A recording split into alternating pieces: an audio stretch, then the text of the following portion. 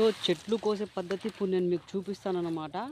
వీడియోని లాస్ట్ వరకు అయితే చూడండి, మీకే అర్థమవుతుంది చెట్లు కోసే పద్ధతి ఇది. ఇట్లా ఇట్లా చెట్లు కోయడం వల్ల కొద్దిగా చెట్టు అనేది తగ్గుద్ది.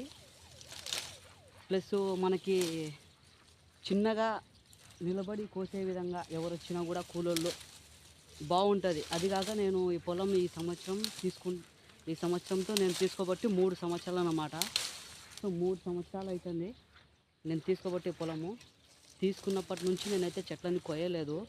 సో మొన్న నీళ్ళు అయితే కట్టాను, మంగళవారం రోజు నీళ్లు కట్టి ఇంకా చెట్లకైతే ఈ విధంగా ఒక సైజులో కోసుకుంటా ఉన్నాను.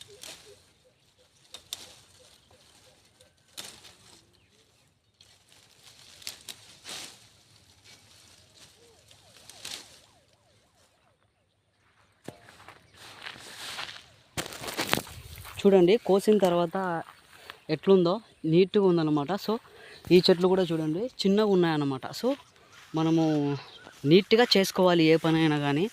ఇంకా లాస్ట్ ఇయర్ చాలా సఫర్ అయ్యాను నేను, ఎందుకంటే కూలోళ్ళు సరిగ్గా వస్తారు కానీ కూలీలు ఎక్కువ.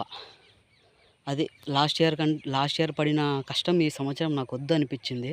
సో అందుకని నేను చిన్నగా చేసుకుంటూ ఉన్నాను అన్నమాట తోటని.